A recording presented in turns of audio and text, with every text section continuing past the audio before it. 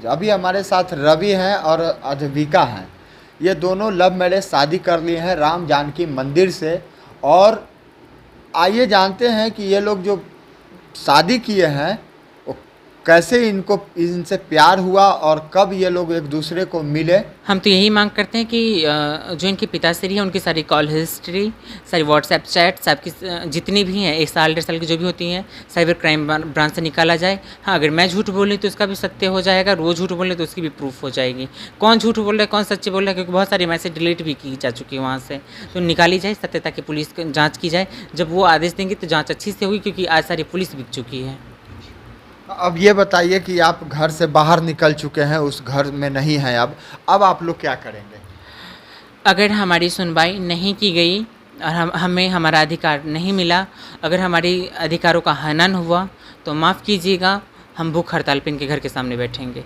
भूख हड़ताल? बिल्कुल, बिल्कुल, हम अपनी पूरी समाज के साथ अच्छा। पूरी समाज के साथ हम भूख हड़ताल पे इनके घर के सामने बैठेंगे। हमारी लाश से बीत जाएगी वहाँ पे, हम वापस नहीं आएंगे। फिर जिम्मेवार हमें सरकार ना बनाए और फिर हमें उसकी जिम्मेवार पुलिस प्रशासन ना बनाए, क्योंकि पुलिस जब हाथ खड़ी कर चुकी है कि आपका पारिवारिक मामला है, आप जाने, फिर हम उस टाइम भूख हड़ताल पे बैठेंगे। हाथ खड़ी कर? बिल्कुल, पुलिस हाथ खड़ी कर चुकी है। तो जब हम खड़े होंगे फिर पुलिस बिल्कुल। पुलिस घटना दुर्घटना होने का इंतजार कर रही है कि किसी का मर्डर हो जाए, किसी का ये हो कांड हो जाए। सीधे कह रहे कोर्ट जाइए, हमारे पास पैसे नहीं है। और मैं जितने भी लॉयर्स हैं हम उनसे भी हाथ जोड़ के दरख्वास्त करेंगे कि आप क्या सिर्फ निर्भया के लिए ही आएंगे, रेप होने के बाद ही आ पाएंगे, मर्डर होने के बाद ही आ पाएंगे, या फिर जो मणिपुर में घटनाएं हो रही है उनकी नंगा नाच प्रदर्शन करने के बाद ही आप सामने आएंगे? नहीं, आज मैं जिंदा हूँ तो आज आप लोग संज्ञान नहीं ले रहे हैं, कल को मेरी मौत हो जाएगी या मुझे भी कपड़ा फाड़ के रोड पर घुमाया जाएगा, फिर आप संज्ञान लेंगे कि मैं अद्विका का केस लड़ूंगा, मैं फाइट करूँगा। तो ऐसा करें कि उस चीज़ की ज़रूरत ही ना पड़े और आप सामने आएँ ताकि हमें भी न्याय मिले।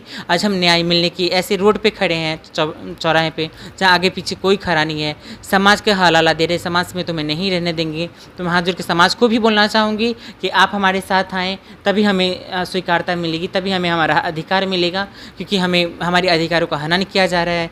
जितने भी इंडिया के ट्रांसजेंडर्स हैं, जितने भी ट्रांसजेंडर्स, चाहे बिहार हो कि दिल्ली मुंबई, या जितने भी मंडलेश्वर है, महामंडलेश्वर हो, लक्ष्मी नारायण त्रिपाठी जी है, भवानी माँ है, या जितने भी बड़े बड़े लोग हैं, जितने मंडलेश्वर हैं, आप सब आएँ, ट्वीट करें, गवर्नमेंट पे भी थोड़ी प्रेशर बनाएं, आप वीडियो बना के हमारे सपोर्ट में डालें ताकि हमें न्याय मिले।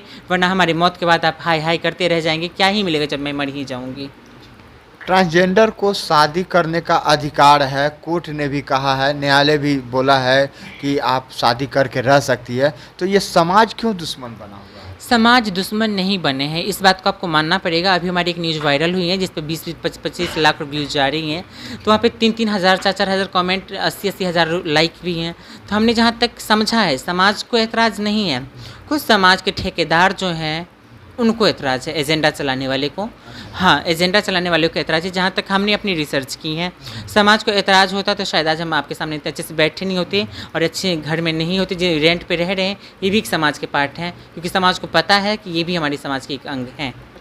कभी कभी ऐसा भी न्यूज़ देखने को मिलता है कि शादी लोग कर लेता है लेकिन बाद में पता चलता है कि वो ट्रांसजेंडर है, वो बच्चे पैदा नहीं कर सकती है। या फिर कभी कभी ऐसा होता है कि पत्नियां जो हैं किसी बीमारी के कारण बच्चे को जन्म नहीं दे सकती है, तो क्या उसे पति छोड़ देता है या परिवार वाले छोड़ देते हैं? देखिए, ये डिपेंड करता है कि उनकी परिवार की मानसिकता कैसे हैं। ऐसे नहीं होना चाहिए, क्योंकि कोई भी औरत जो है बच्चा पैदा करने की मशीन तो नहीं है।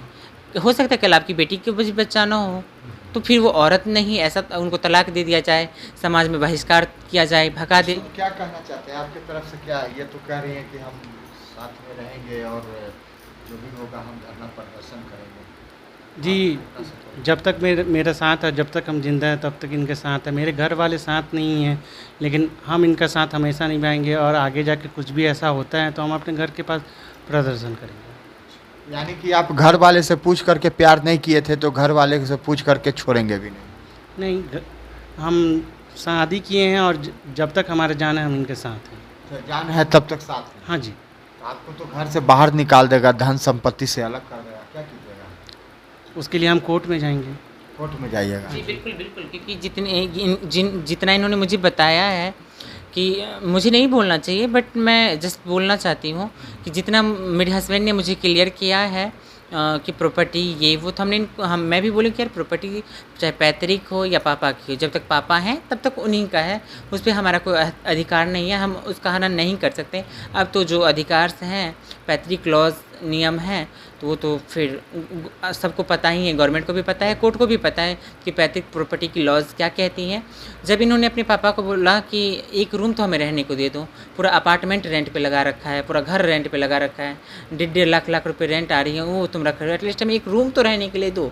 एक रूम नहीं दिया गया हमें वहाँ रहने के लिए। आप समझ रहे हैं, एक रूम इतने बजे जिसके यहाँ 16-20 फैमिली रेंट पे रह रही हैं, उसको एक रेंट पे रहने के लिए मजबूर है, एक रूम नहीं दिया जा रहा है। अगर ऐसे तो इनका भाई कहता है कि जाओ कोर्ट से ले लेना। इनका भाई बोलने वाले ये कौन होता है, कोर्ट से ले लेना। उन्होंने बहुत सारा प्रॉपर्टी के बारे में लिखा भी है कि तुम यहाँ गए हो, वो गए हो, जब तक कि हम लोग अभी प्रॉपर्टी के बारे में कोई भी बातें कहीं नहीं गए हैं, ना हमने कहीं से दाखिल खारिज नंबर, रजिस्ट्रेशन नंबर कुछ भी नहीं निकाला है। बट इनके भाई ने मैसेज करके ये सब बात भी बोला है, और वो ही पता नहीं प्रॉपर्टी के पीछे वही पड़े हुए हैं, और उसी के लिए हम लोग को दुश्मन बने हुए हैं। वो प्रॉपर्टी के पीछे पड़े हुए हैं, तो प्रॉपर्टी से आप लोग को जरूरत नहीं, आप लोग तो एक रूम मांग रहे हैं ना? बिल्कुल बिल्कुल बिल्कुल, लेकिन ये पता नहीं इनके जो भाई हैं वो सबको घुमा के प्रॉपर्टी पे ले जाता है ताकि इसको बदनाम किया जा सके और वहाँ से निकाला जाए। हमें चाहिए नहीं प्रॉपर्टी, हमें एक रूम तो दो रहने के लिए।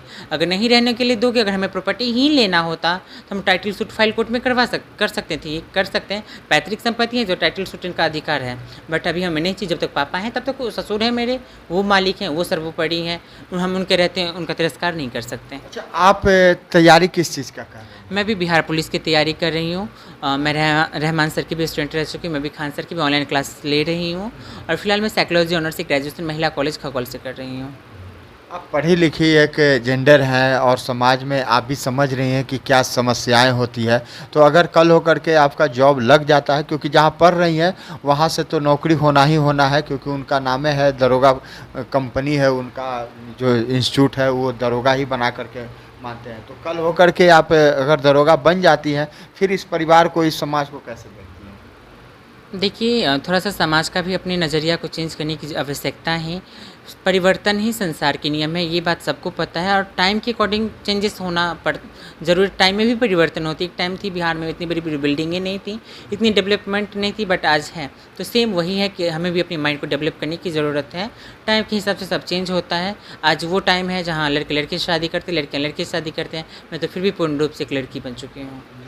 जी बिल्कुल। जो दर्शक देख रहे हैं उन्हें क्या मैसेज देना चाहते हैं? हम यही मैसेज देंगे कि सारी पुलिस बिक चुकी है। आज भी हम पूरा दिन खाए पिए टेंशन में बैठे हुए हैं, बस इसलिए बैठे हैं कि हमें न्याय मिले, और इसमें आपकी सहयोग की हमें बहुत आवश्यकता है।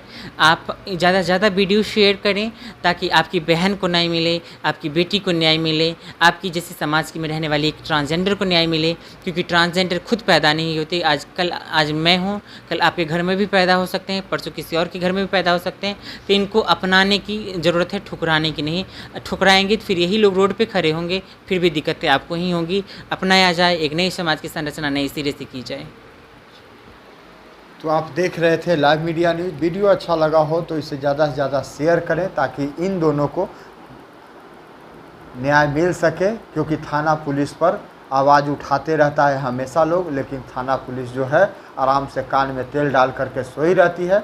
कल हो करके अगर इसके साथ कोई दुर्घटना हो जाता है तो थाना पुलिस जो है सीधे कह देगा कि आप कोर्ट में जाइए।